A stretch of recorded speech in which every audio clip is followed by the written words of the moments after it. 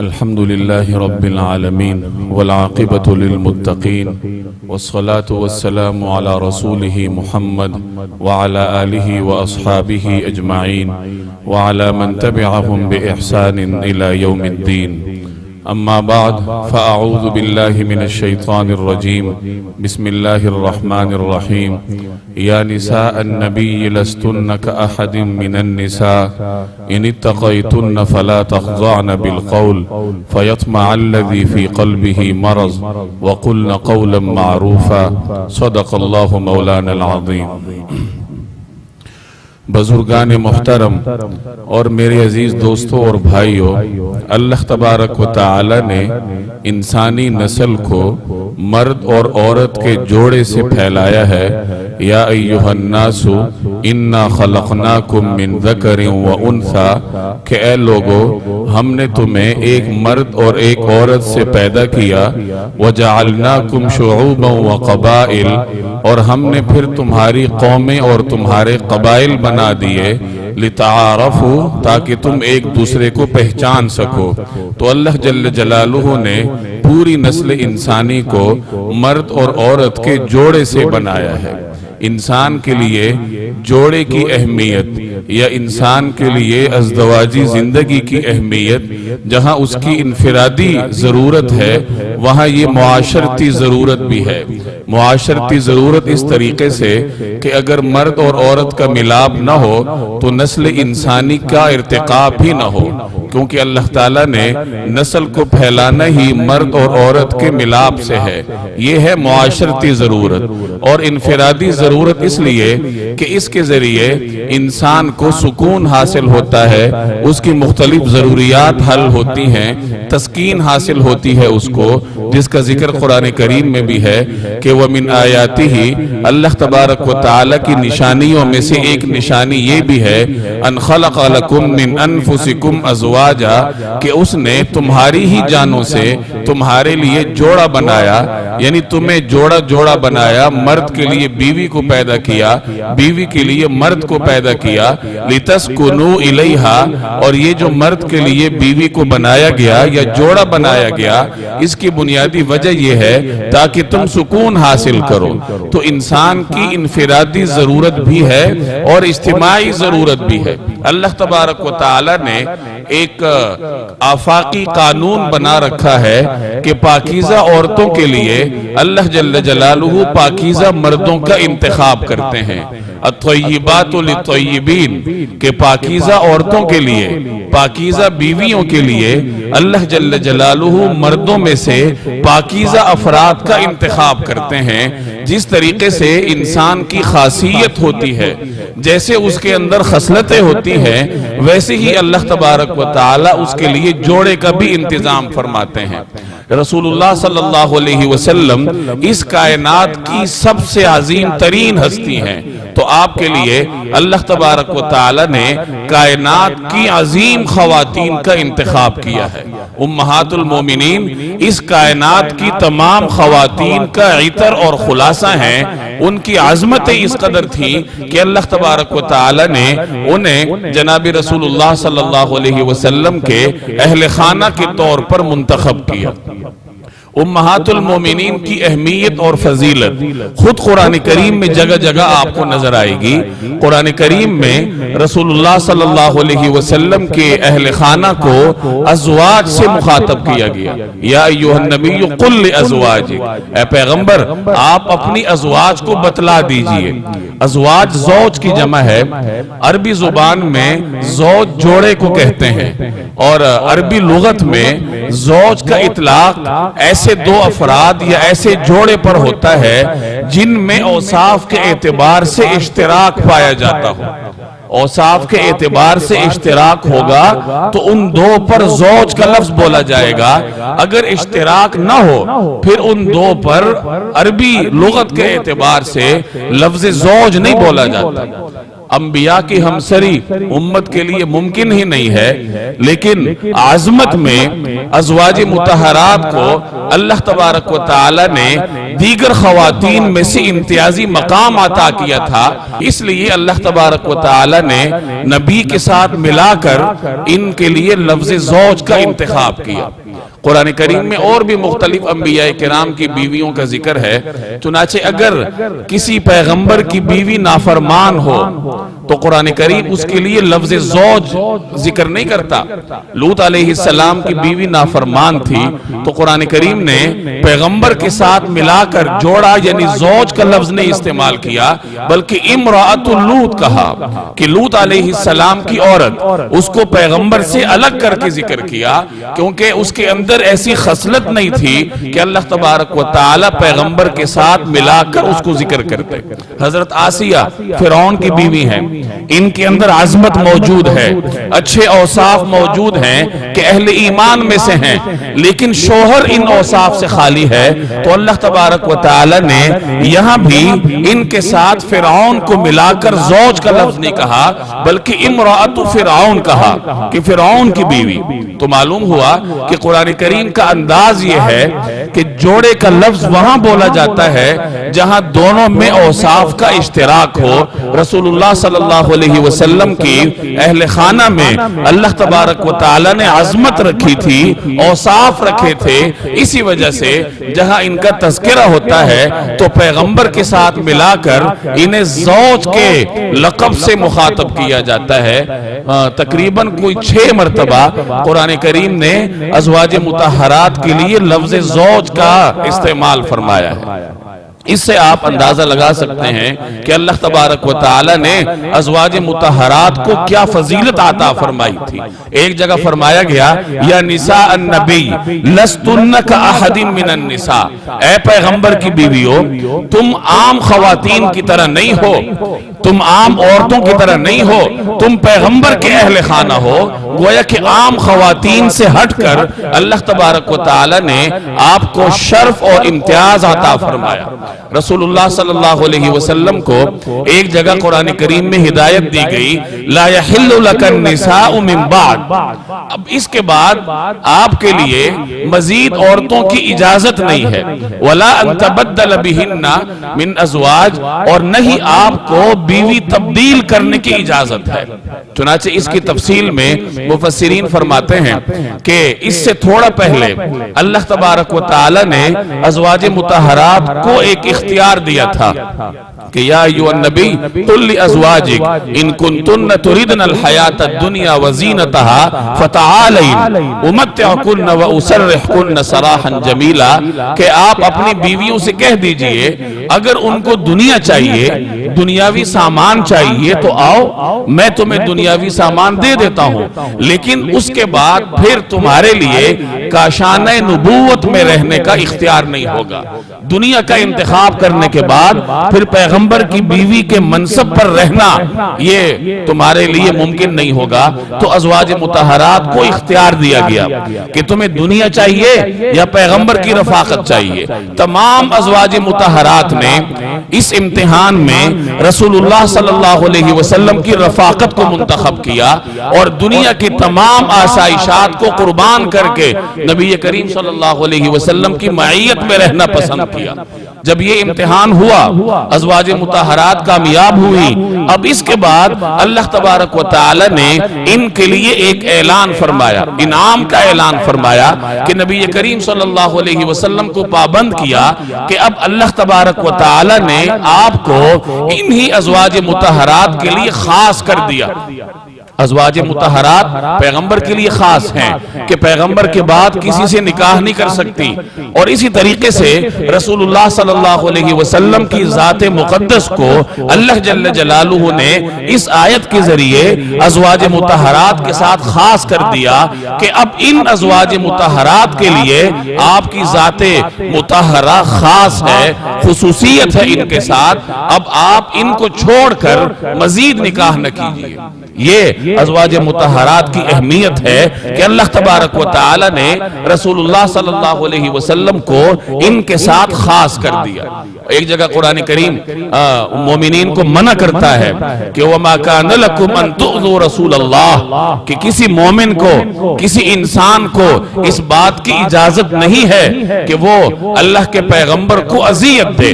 اور آگے فرمایا وَلَا أَن تَنْكِحُوا أَزْوَاجَهُ مِن بَعْدِهِ أَبَدًا اور نہیں کسی کو اس بات کی گنجائش ہے کہ وہ پیغمبر کی بیویوں سے کبھی بھی نکاح کر سکے. تو اس آیت میں جہاں پیغمبر کو اذیت دینے سے منع کیا گیا وہیں بالکل ساتھ ازواج مطہرات کا تذکرہ اس بات کی طرف اشارہ کرتا ہے کہ ازواج مطہرات کے حق میں ادنا سی بے ادبی یا ان کی شان میں کمی کرنا یہ براہ راست رسول اللہ صلی اللہ علیہ وسلم کو اذیت دینے کے مترادف ہے.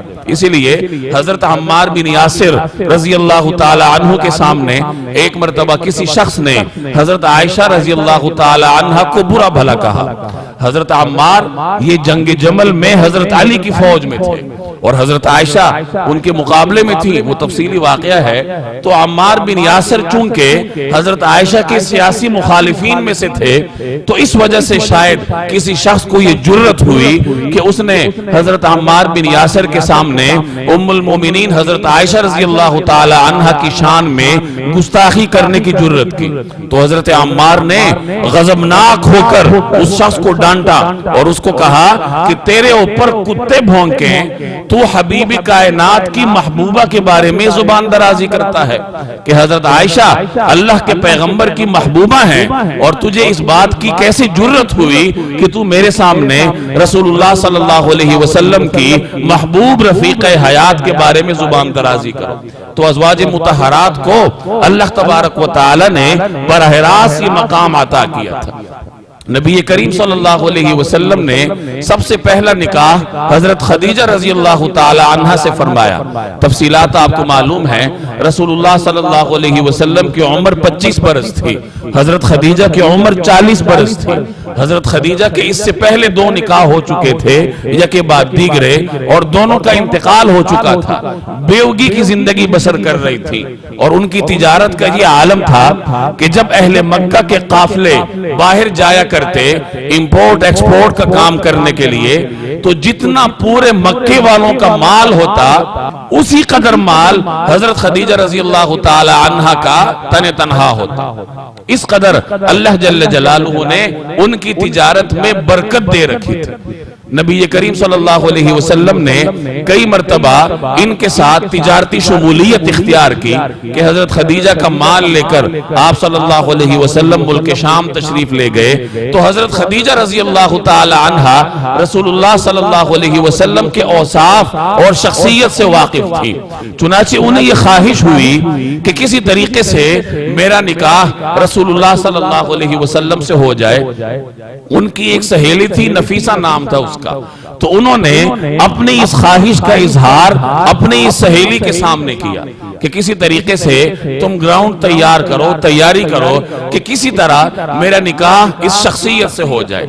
نفیسہ نے ایک مرتبہ راستے میں رسول اللہ صلی اللہ علیہ وسلم کو روکا اور آپ سے انہوں نے آپ کو یہ مشورہ دیا کہ اب آپ کی عمر شادی والی ہے, 25 برس آپ کی ہو چکی ہے, آپ مکہ کی خوبصورت ترین جوان ہیں, تو آپ کو اپنی شادی کی فکر کرنی چاہیے.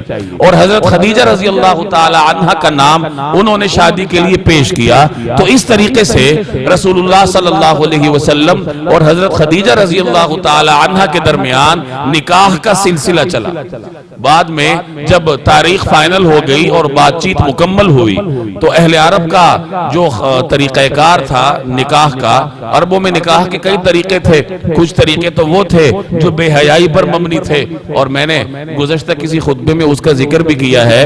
لیکن شرفاء کا ایک الگ طریقہ کار تھا جو اسلام سے پہلے بھی عربوں میں رائج تھا, اور وہ وہی تھا کہ دو خاندانوں کے درمیان لڑکے اور لڑکی کے رشتے کی بات چلتی اور پھر اکٹھے ہو کر کسی مجلس میں وہ ان دونوں کو جمع کر دیتے، اکٹھا کر دیتے، یہی ان کے ہاں نکاح تھا۔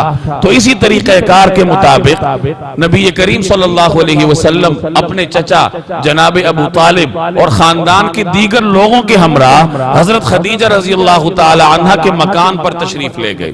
اب مقامی رواج کے مطابق اس مجلس میں جناب ابو طالب نے کھڑے ہو کر نبی کریم صلی اللہ علیہ وسلم کے اوصاف بیان کیے، گویا کہ انہوں نے پیشکش کی، جسے آج کل ہماری فقہی اصطلاح میں ایجاب کہا جاتا ہے۔ ان کے جواب میں حضرت خدیجہ رضی اللہ تعالی عنہ کی طرف سے ان کے خاندان کے، ان کے چچازاد بھائی ورقہ بن نوفل کھڑے ہوئے اور انہوں نے حضرت ابو طالب کی تائید کی۔ تو اس طریقے سے رسول اللہ صلی اللہ علیہ وسلم اور حضرت خدیجہ رضی اللہ تعالی عنہ کا یہ نکاح اس مجلس میں عمل میں آئے۔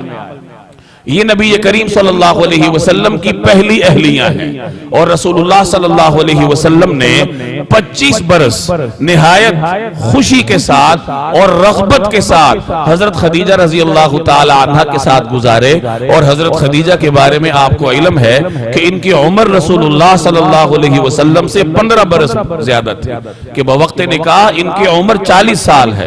اگرچہ سیرت کی کتابوں میں ایک نقطہ نظر یہ بھی ملتا ہے کہ حضرت خدیجہ کی عمر بوقت نکاح 28 برس تھی، لیکن یہ شاذ قول ہے اور محققین نے اسے کوئی اہمیت نہیں دی۔ جو ایک اجماعی طور پر امت مسلمہ کا اور محققین کا نقطہ نظر ہے وہ یہی ہے کہ حضرت خدیجہ رضی اللہ تعالی عنہ کی عمر بوقت نکاح 40 برس تھی۔ رسول اللہ صلی اللہ علیہ وسلم کی عمر مبارک جب 50 برس ہوئی، نبوت کا 10واں سال تھا جب حضرت خدیجہ رضی اللہ تعالی عنہ کا انتقال ہوا، اور یہ پورا دورانیہ رسول اللہ صلی اللہ علیہ وسلم نے حضرت خدیجہ کے ساتھ نہایت خوشی کے ساتھ گزارا۔ حالانکہ اس دورانیے میں حضور صلی اللہ علیہ وسلم کو پیشکشیں ہوئی تھی، جیسے گزشتہ جمعے میں نے عرض کیا تھا کہ دعوت سے روکنے کے لیے اہل مکہ نے آپ کو قسم قسم کی پیشکشیں کی۔ ان میں ایک پیشکش یہ بھی تھی کہ جس خوبصورت لڑکی سے آپ نکاح کرنا چاہیں ہم کروا دیتے ہیں، لیکن دعوت کے کام کو آپ چھوڑ دیجئے۔ تو رسول اللہ صلی اللہ علیہ وسلم نے یہ سارا دورانیہ باوجود مختلف مواقع کے کوئی اور نکاح نہیں فرمایا، اور حضرت خدیجہ رضی اللہ تعالی عنہ کے ساتھ رسول اللہ صلی اللہ علیہ وسلم نے بڑی مطمئن اور خوش و خرم زندگی بسر کی۔ جب آپ کی عمر 50 برس تھی اور نبوت کا 10واں سال تھا تو حضرت خدیجہ کا انتقال ہوا، اور وہ اپنے پیچھے 3 بیٹیاں چھوڑ گئیں۔ صاحبزادگان کا انتقال تو بچپن میں ہو چکا تھا، اور 3 صاحبزادیاں حضرت زینب، حضرت رقیہ اور حضرت فاطمہ، یہ تینوں کم سن تھی جب حضرت خدیجہ رضی اللہ تعالی عنہ اس دنیا سے رخصت ہوئی۔ تو نبی کریم صلی اللہ علیہ وسلم نے ایک اور بیوہ خاتون حضرت سودہ رضی اللہ تعالی عنہ سے نکاح کیا، ان کی عمر بھی 50 برس تھی۔ حضرت سودہ یہ وہ خاتون ہیں جو بالکل آغاز میں مسلمان ہوئی اپنے شوہر کے ساتھ، اور ہجرت حبشہ میں بھی یہ شریک رہی۔ واپس آ کر ان کے خاوند کا انتقال ہوا، اب بیوگی کے عالم میں تھی، اسلام میں بھی انتہائی قدیم تھی، تو قسم پرسی کے عالم میں تھی۔ انہیں بھی ضرورت تھی کہ کوئی ان کے سر پر ہاتھ رکھے، ان کا کوئی نگہبان ہو، ان کی ضروریات پوری ہو۔ تو نبی کریم صلی اللہ علیہ وسلم نے ان کی اس قسم پرسی کے پیش نظر اور اسلام کے لیے قربانیوں کے پیش نظر بذات خود ان سے نکاح کرنے کا فیصلہ فرمایا، اور اس طریقے سے حضرت سودہ رضی اللہ تعالی عنہ آپ کے حرم میں داخل ہوئی۔ یہاں یہ بات عرض کر دوں کہ نبی کریم صلی اللہ علیہ وسلم نے جتنے بھی نکاح فرمائے حضرت خدیجہ کے بعد، وہ تمام تر نکاح آپ صلی اللہ علیہ وسلم نے اسلام یا امت مسلمہ کے حق میں فرمائے۔ یا تو کسی خاتون کی مجبوری تھی، غزوہ احد کے بعد نبی کریم صلی اللہ علیہ وسلم نے 3 ایسے نکاح کیے جن کے خاوند غزوہ احد میں شہید ہو چکے تھے، اور یا غزوہ احد میں زخمی ہو کر بعد میں شہید ہوئے تھے۔ اور اسی طریقے سے آپ صلی اللہ علیہ وسلم نے بعض نکاح ایسے مخالف قبائل میں فرمائے جو اسلام دشمنی میں پیش تھے، اور آپ کے نکاح کے بعد ان قبائل والوں نے اسلام دشمنی سے توبہ کر لی۔ اہل عرب میں چونکہ قبائلی نظام تھا اور ان کے ہاں اس چیز کو غیرت کے خلاف سمجھا جاتا تھا کہ ہمارے خاندان کی بیٹی جس خاندان میں ہو اس کے خلاف ہم کسی مسلح جد و جہد میں شریک ہو، یہ ان کی رسوم اور تقالید کے خلاف تھا۔ چنانچہ حضرت ام حبیبہ رضی اللہ تعالی عنہ، یہ ابو سفیان کی صاحبزادی ہیں، قدیم الاسلام ہیں۔ ابو سفیان اسلام دشمنی میں پیش رہتے تھے، لیکن جب حضرت ام حبیبہ رضی اللہ تعالی عنہ رسول اللہ صلی اللہ علیہ وسلم کے عقد میں آئی تو اس کے بعد کوئی ایک ایسا واقعہ بھی نہیں ملتا جس میں ابو سفیان مسلمانوں کے خلاف میدان میں آیا۔ حضرت جویریہ رضی اللہ تعالی عنہ قبیلہ بنو المصطلق کی تھی، یہ بڑا جنگجو قبیلہ تھا، راہزنی قزاقی ان کا پیشہ تھا، اسلام مخالف مہمات میں پیش رہتا تھا، لیکن جب حضرت جویریہ رضی اللہ تعالی عنہ رسول اللہ صلی اللہ علیہ وسلم کے عقد میں داخل ہوئی تو اس قبیلے نے اس کے بعد پھر کبھی مسلمانوں کے خلاف کسی مہم میں شرکت نہیں کی۔ حضرت صفیہ رضی اللہ تعالی عنہ، ان کا تعلق یہود کے قبیلے سے تھا اور یہودی مسلمانوں کی دشمنی میں پیش رہتے تھے، لیکن جب حضرت صفیہ رضی اللہ تعالی عنہ ام المومنین کے منصب پر فائز ہوئی، رسول اللہ صلی اللہ علیہ وسلم کے نکاح میں آئیں تو اس کے بعد کوئی ایسا واقعہ نہیں ملتا رسول اللہ صلی اللہ علیہ وسلم کی حیات میں کہ یہودیوں نے مسلمانوں کے خلاف کوئی مہم جوئی کی ہو۔ تو آپ کے جتنے بھی نکاح تھے یا تو مسلمانوں کی سیاسی مصلحت کے تحت تھے اور یا اس خاتون کی ذاتی ضرورت کی بنیاد پر تھے اور یا مسلمانوں کی دینی ضرورت کی بنیاد پر تھے۔ یہ دو نکاح میں نے آپ کے سامنے عرض کیے۔ تیسرا نکاح رسول اللہ صلی اللہ علیہ وسلم نے حضرت عائشہ رضی اللہ تعالی عنہ کے ساتھ کیا۔ نبوت کا 10واں سال تھا اور بعض روایات کے مطابق 11واں سال تھا، اور حضرت عائشہ کا نکاح نبی کریم صلی اللہ علیہ وسلم سے براہ راست اذن خداوندی سے ہوا۔ چنانچہ روایت میں آتا ہے نبی کریم صلی اللہ علیہ وسلم نے حضرت عائشہ سے کسی موقع پر فرمایا کہ مجھے لگاتار 3 دن تک تمہاری تصویر خواب میں دکھائی جاتی رہی اور مجھے اس سے یہ اندازہ ہوا کہ اللہ تعالیٰ تمہیں میرے نکاح میں لائے گا، اور پھر میں نے یہ خیال کیا کہ جو کام اللہ نے کرنا ہے وہ اللہ تعالیٰ کر کے ہی رہے گا۔ اور پھر حضرت عائشہ رضی اللہ تعالی عنہ رسول اللہ صلی اللہ علیہ وسلم کی زوجیت میں آئی۔ حضرت عائشہ نے نبی کریم صلی اللہ علیہ وسلم کی خانگی زندگی کو امت کے سامنے عام کیا۔ پیغمبر کی جو ذاتی زندگی ہوتی ہے وہ بھی امت کے لیے پبلکلی عام کی جاتی ہے۔ عام مسلمان باہر ایک عمومی زندگی گزارتا ہے لیکن گھر میں اس کی پرائیویسی ہوتی ہے۔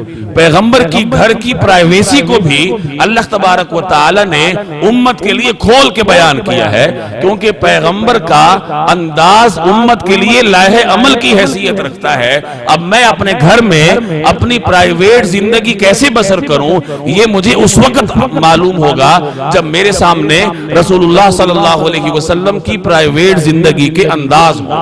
حضرت عائشہ رضی اللہ تعالی عنہ سے 2210 روایات مروی ہیں جو انہوں نے رسول اللہ صلی اللہ علیہ وسلم کی مختلف احادیث آگے امت تک پہنچائیں۔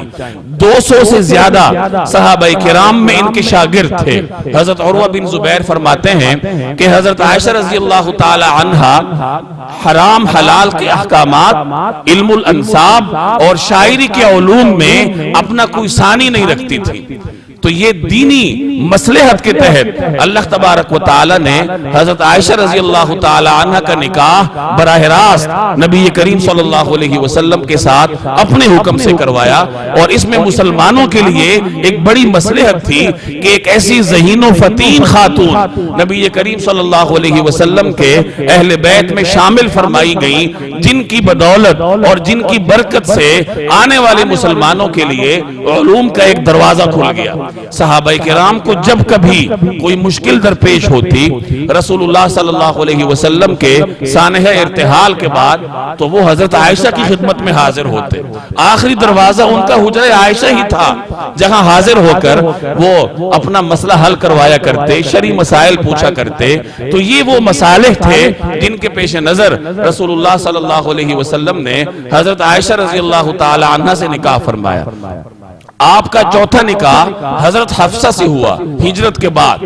حضرت حفصہ رضی اللہ تعالی عنہا یہ وہ خاتون ہیں جو بالکل اوائل میں مسلمان ہوئی اور انہوں نے اپنے خاوند کے ساتھ حبشہ کی ہجرت بھی کی اور ان کے خاوند بدر میں شریک رہے, احد میں شریک رہے. احد میں شرکت کر کے انہوں نے شہادت کا مرتبہ حاصل کیا اور یہ پھر بعد میں بیوہ ہوئی. حضرت عمر بڑے پریشان تھے اپنی بیوہ صاحبزادی کے لیے جنہوں نے ایک تو اسلام کے لیے قربانیاں دی اور اب اوپر سے بیوگی کا امتحان ان پہ آ گیا. تو انہوں نے پہلے حضرت ابو بکر سے بات کی کہ آپ میری بیٹی سے نکاح فرما لیجئے. حضرت ابو بکر نے عذر کیا تو انہوں نے حضرت عثمان سے بات کی, انہوں نے بھی عذر کیا. تو حضرت عمر رضی اللہ تعالی عنہ رسول اللہ صلی اللہ علیہ وسلم کی خدمت میں حاضر ہوئے اور اپنی پریشانی بیان کی. تو آپ حضرت عثمان کی شکایت بھی کی کہ انہوں نے اس طریقے سے انکار کیا ہے. تو آپ نے فرمایا کہ تمہاری بیٹی کے لیے اللہ تعالیٰ عثمان سے بہتر کا بندوبست کرے گا اور عثمان کے لیے تمہاری بیٹی سے بہتر کا بندوبست کرے گا. چنانچہ حضرت عثمان سے رسول اللہ صلی اللہ علیہ وسلم نے اپنی بیٹی کا نکاح فرمایا اور حضرت حفصہ رضی اللہ تعالی عنہ سے بذات خود نکاح فرمایا. یہ حضرت حفصہ رضی اللہ تعالی عنہ کو اسلام کے لیے قربانیوں کا صلہ اللہ نے دیا اور ان کے غموں کو ایک مداوع مل گیا جناب نبی کریم صلی اللہ علیہ وسلم کے حرم میں داخل ہو. پانچواں نکاح رسول اللہ صلی اللہ علیہ وسلم نے حضرت زینب بنت خزیمہ سے فرمایا. یہ خاتون بھی ان بیوہ تھی اور ان کے خاوند غزوہ احد میں شریک تھے.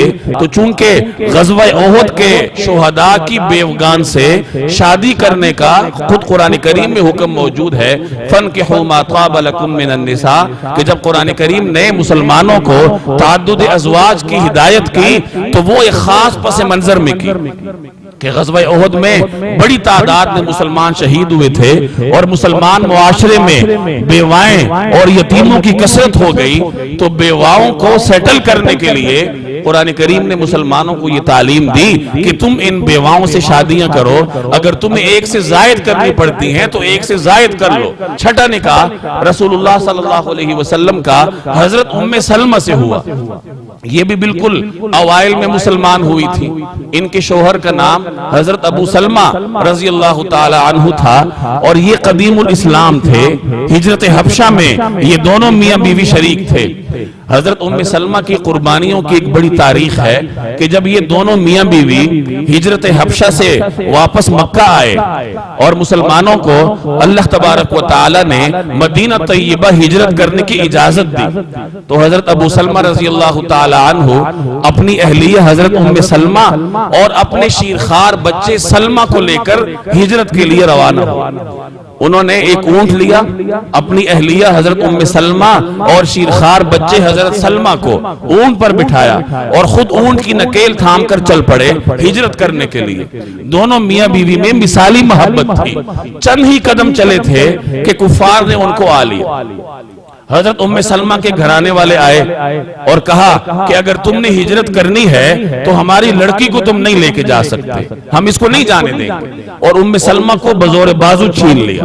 ادھر سے حضرت ابو سلمہ کے اپنے گھر والے آئے اور کہا کہ اگر تم نے جانا ہے تو یہ تمہارا چھوٹا بیٹا, یہ ہمارے خاندان کا فرد ہے اور ہم اس کو اجازت نہیں دیں گے کہ یہ تمہارے ساتھ مدینہ جائے. تو وہ شیرخوار بچہ ان سے چھین لیا. اب بیوی کو سسرال والوں نے چھین لیا, بچے کو اپنے گھر والوں نے چھین لیا, لیکن اس کے باوجود حضرت ابو سلمہ رضی اللہ تعالی عنہ ہجرت کے ارادے سے پیچھے نہ ہٹے اور رسول اللہ صلی اللہ علیہ وسلم کی محبت میں اپنی بیوی اور بچے کو بھی قربان کر دیا اور ہجرت کے لیے روانہ ہو گئے. یہ قربانیوں کی تاریخ ہے مسلمانوں کی. ہمیں تو اسلام مفت میں ملا ہے, گھر میں آرام سے زندگی بسر کرتے ہیں, کوئی پرواہ نہیں ہوتی کہ دین کا حکم کہاں ٹوٹ رہا ہے اور کیوں ٹوٹ رہا ہے. لیکن ان حضرات کی تاریخ آپ پڑھیں کہ انہوں نے کیسے کیسی قربانیاں دی. جب تینوں میں علیحدگی ہو گئی کہ حضرت ابو سلمہ مدینہ چلے گئے, حضرت ام سلمہ کو گھر والے زبردستی لے گئے اور ان کا شیرخوار بچہ اپنے دودیال میں چلا گیا, زبردستی اس کو لے گئے. اب اس کے بعد حضرت ام سلمہ رضی اللہ تعالی عنہ کی ایک صبر آزمائی شروع ہوئی. چونکہ خاوند سے فراق ان کے لیے بہت بڑا صدمہ تھا. تو سیرت نگار لکھتے ہیں کہ وہ روزانہ صبح کے وقت اپنے گھر سے نکلتی, پر کفار نے ان کو اپنے خاوند سے الگ کیا تھا، اس جگہ پہ آ کے بیٹھ جاتی اور دن بھر وہاں بیٹھ کر آنسو بہاتی رہتی اپنے خاوند کے یاد میں. اور یہ ایک یا دو دن نہیں تھا، یہ پورا سال ان کا معمول تھا کہ ایک سال اس طرح گزر گیا کہ وہ اسی جگہ بیٹھ کر آنسو بہاتی رہتی اور اپنے خاوند کے راستے کو دیکھتی. ایک دن ان کے خاندان کے کسی شخص نے ان کو دیکھا اس حال میں، تو وہ واپس آیا اپنے گھر والوں کے پاس اور انہیں سمجھایا کہ تم کیوں اس پہ ظلم کرتے ہو، آخر یہ ہمارے ہی خاندان کی لڑکی ہے، لہٰذا اس پہ رحم کرو. چنانچہ انہوں نے اس کو جانے کی اجازت دی اور حضرت ابو سلمہ کے جو گھر والے تھے ان کو بھی رحم آیا اور انہوں نے شیرخوار بچہ ان کو واپس کیا. اب بچہ ان کو مل گیا تو تنہا یہ مکہ سے مدینہ جانے کے لیے روانہ ہوا.